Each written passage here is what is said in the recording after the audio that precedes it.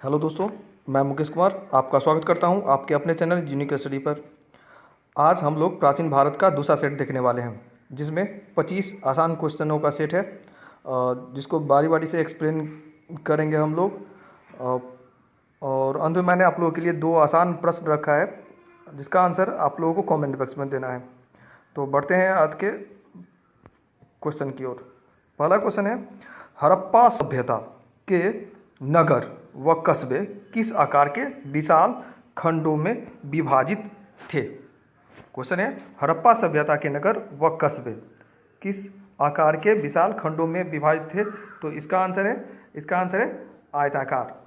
अगर हम सिंधु घाटी सभ्यता की आकृति की बात करें तो सिंधु घाटी सभ्यता की आकृति त्रिभुजाकार थी। सिंधु घाटी सभ्यता की आकृति त्रिभुजाकार थी। लेकिन अगर क्वेश्चन हो हड़प्पा सभ्यता के नगर और कस्बे का आकार, हड़प्पा सभ्यता का शहर किस आकार का होता था, तो उसका आंसर क्या होगा? आयताकार। मोहनजोदड़ो का शहर भी आयताकार रूप में ही था। सेकंड क्वेश्चन है, हड़प्पावासी किस वस्तु के उत्पादन में सर्वप्रथम थे। तो हम लोग जानते हैं हड़प्पावासी ने सबसे पहले कपास का उत्पादन किया था। कपास ही उत्पादन किया था और विश्व में सबसे पहले कपास का उत्पादन करने वाला सभ्यता है सिंधु घाटी सभ्यता। तो इसका आंसर है कपास। तो इसका आंसर है कपास। नेक्स्ट है, हड़प्पा सभ्यता का सर्वप्रथम खोजकर्ता कौन था। हड़प्पा सभ्यता का सर्वप्रथम खोज किसने किया था। तो दोस्तों हम लोग जानते हैं 1921 में राय बहादुर दयाराम साहनी ने हड़प्पा सभ्यता का खोज किया था। हड़प्पा सभ्यता का खोज या सिंधु घाटी सभ्यता का खोज किसने किया था। तो आंसर है, हम लोग जानते हैं, राय बहादुर दयाराम साहनी। नेक्स्ट है, सिंधु सभ्यता का पतन नगर, डॉकयार्ड, बंदरगाह कौन सा था। सिंधु घाटी सभ्यता का प्रमुख बंदरगाह कौन सा था। अगर ये क्वेश्चन हो तो इसका आंसर हम लोग जानते हैं, इसका आंसर क्या होगा? लोथल। सिंधु घाटी सभ्यता का महत्वपूर्ण बंदरगाह कौन सा था। तो आंसर है दोस्तों इसका लोथल। नेक्स्ट है, अगला क्वेश्चन है, सुक्ता गेंडोर किस नदी के किनारे स्थित है। सुक्ता गेंडोर किस नदी के किनारे पर बसा हुआ है था। तो आंसर है इसका दासत। इसका आंसर है दासत। नेक्स्ट है, हड़प्पा सभ्यता किस प्रकार की सभ्यता थी। तो हड़प्पा सभ्यता के बारे में हम लोग जानते थे, नगरीय सभ्यता थी, शहरी सभ्यता थी। हड़प्पावासी व्यापार करना जानते थे। उस समय क्या था, बाजार बन गया था, एक नगर बन गया था। तो हड़प्पा सभ्यता किस प्रकार की सभ्यता थी? नगरीय सभ्यता थी। तो इसका आंसर क्या होगा? नगरीय सभ्यता। नेक्स्ट है, हड़प्पा सभ्यता का सर्वाधिक महत्वपूर्ण गण क्या था। हड़प्पा सभ्यता का सर्वाधिक महत्वपूर्ण खोज कहा जाए, महत्वपूर्ण गण कहा जाए, महत्वपूर्ण गण क्या था। तो इसका आंसर है, वो नगरीय सभ्यता में रहना शुरू कर दिए थे, वे नगर में रहते थे, इसलिए इसका आंसर है नगर। नेक्स्ट है, हड़प्पा सभ्यता का दूसरा प्रमुख पुरा स्थल कौन सा था। हड़प्पा सभ्यता का दूसरा प्रमुख पुरा स्थल कौन सा था। तो इसका भी आंसर क्या है? मोहनजोदड़ो। मोहनजोदड़ो बहुत ही प्रसिद्ध शहर है सिंधु घाटी सभ्यता का, जिसमें प्रमुख अन्नागार, विशाल स्नानागार, ये नाचने वाली कांस्य की मूर्ति, ये सभी मोहनजोदड़ो से ही प्राप्त हुआ है। मोहनजोदड़ो के बारे में हम लोग जानते हैं, मोहनजोदड़ो को मृतकों का टीला कहा जाता है। आगे ये सभी क्वेश्चन आने वाले हैं। नेक्स्ट क्वेश्चन देखते हैं। अगला क्वेश्चन है, हड़प्पा सभ्यता का सबसे पूर्व में स्थित पुरा स्थल कौन सा था। हड़प्पा सभ्यता हो, सिंधु घाटी सभ्यता हो, सिंधु घाटी सभ्यता का सबसे पूर्व में स्थित पुरा स्थल कौन सा है। सिंधु घाटी सभ्यता का सबसे पूर्व की ओर जो शहर था उसका नाम क्या था? आलमगीरपुर। आंसर क्या है इसका? आलमगीरपुर। नेक्स्ट क्वेश्चन है, हड़प्पा सभ्यता का सबसे पश्चिम में स्थित पुरा स्थल कौन सा है। हड़प्पा सभ्यता का सबसे पश्चिम में स्थित पुरा स्थल कौन सा है। तो इसका आंसर है सुक्ता गेंडोर, जो वर्तमान में कहाँ स्थित है? बलूचिस्तान, जो पाकिस्तान के अधिकृत है। हड़प्पा सभ्यता का सबसे पश्चिमी स्थल कौन सा है? सबसे पश्चिमी पूरा स्थल कौन सा है? आंसर है सुक्ता गेंडोर।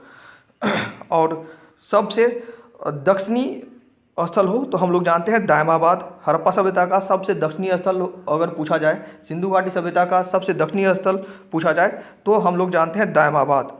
और उत्तरी स्थल पूछा जाए तो मांदा। उत्तरी स्थल पूछा जाए तो हम लोग जानते हैं मांदा। नेक्स्ट है हड़प्पा सभ्यता किस युग की सभ्यता थी। हड़प्पा सभ्यता किस युग की सभ्यता थी। तो हड़प्पा सभ्यता को हम लोग जानते हैं कांस्य युगीन सभ्यता भी कहा जाता है, सिंधु घाटी सभ्यता भी कहा जाता है। हड़प्पा सभ्यता सिंधु नदी के किनारे अधिकतर उसके नगर मिले हैं, उसका खोज अधिकतर सिंधु नदी के किनारे हुआ है, इसलिए उसे सिंधु घाटी सभ्यता के नाम से भी जाना जाता है। और वह उस युग में कांसा यानी तांबा और टीन दोनों से कांस्य का निर्माण होना शुरू हो गया था। कांस्य युगीन सभ्यता के नाम से भी हड़प्पा सभ्यता को जाना जाता है। तो इसका आंसर है कांस्य युगीन सभ्यता। हड़प्पा सभ्यता को क्या कहा जाता है, दूसरा नाम क्या अगर होगा, कांस्य युगीन सभ्यता, सिंधु घाटी सभ्यता के रूप में भी हम जानते हैं।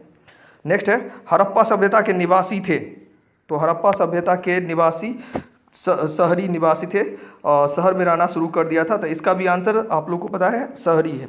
नेक्स्ट है योजना किस हड़प्पा स्थल से नक्काशीदार कच्ची ईंटों द्वारा निर्मित भवन का साक्ष्य मिला है। क्वेश्चन है योजना किस हड़प्पा पुरा स्थल से नक्काशीदार ईंटों द्वारा निर्मित भवन का साक्ष्य मिला है। तो इसका आंसर है कालीबंगा।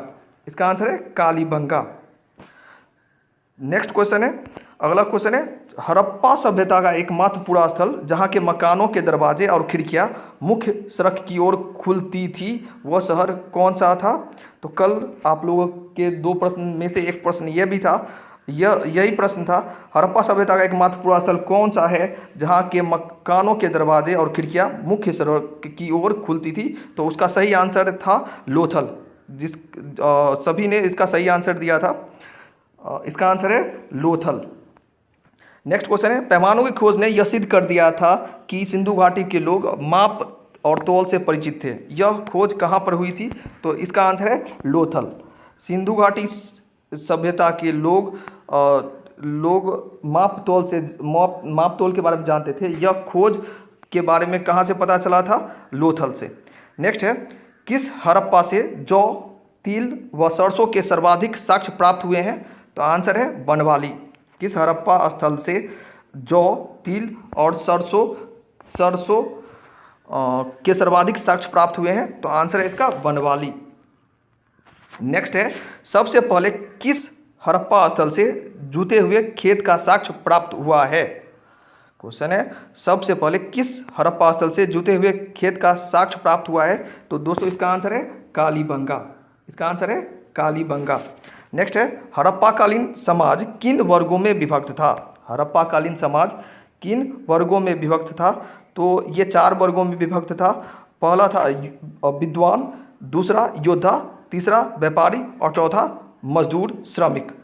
हड़प्पाकालीन समाज किन वर्गों में विभक्त था, 4 वर्गों में विभक्त था। उस समय समाज का निर्धारण जन्म के आधार पर न होकर उनके गुणों पर आधारित था। पहला था विद्वान, दूसरा है योद्धा, तीसरा है व्यापारी और चौथा है श्रमिक। तो इसका आंसर है विद्वान, योद्धा, व्यापारी और श्रमिक। हड़प्पाकालीन समाज 4 वर्गों में विभक्त था।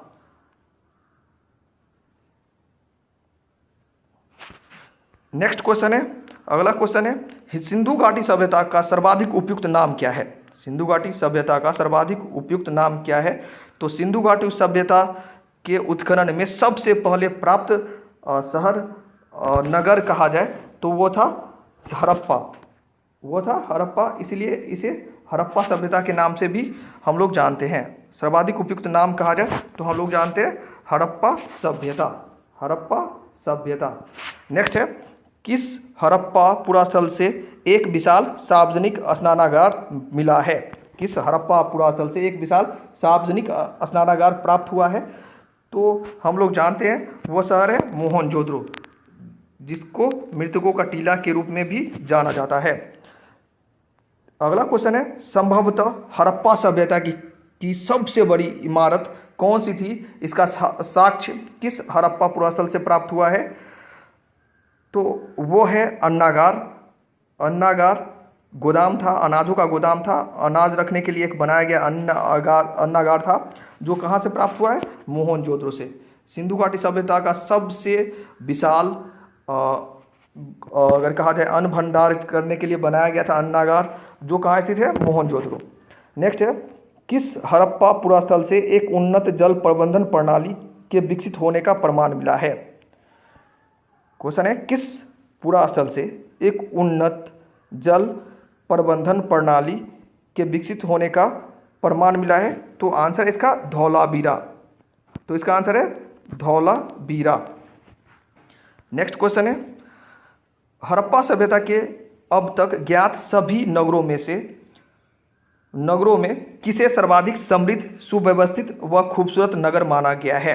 हड़प्पा सभ्यता के अब तक ज्ञात सभी नगरों में किसे सर्वाधिक समृद्ध, सुव्यवस्थित और खूबसूरत नगर माना गया है? तो इसका आंसर है धौलावीरा। हड़प्पा सभ्यता के अब तक ज्ञात सभी नगरों में सबसे समृद्ध, सुव्यवस्थित, खूबसूरत नगर माना गया है, तो इसका आंसर है धौलावीरा। आंसर है धौलावीरा। नेक्स्ट है, हड़प्पा वासियों का मुख्य पेशा क्या था? हड़प्पा वासियों का मुख्य पेशा क्या था? तो इसका आंसर है शिल्पकारी। इसका आंसर है शिल्पकारी उनका मुख्य पेशा था। शिल्पकारी उनका मुख्य पेशा था। नेक्स्ट और अंतिम क्वेश्चन है आज आप लोगों का। क्वेश्चन है, किन हड़प्पा पुरास्थलों से मन के बनाने के कारखानों के साक्ष्य मिले हैं? किन हड़प्पा पुरास्थलों से मन के बनाने के कारखानों का साक्ष्य प्राप्त हुआ है? तो वह जगह है, वो स्थान है लोथल और चनहुद्रो। लोथल और चनहुद्रो।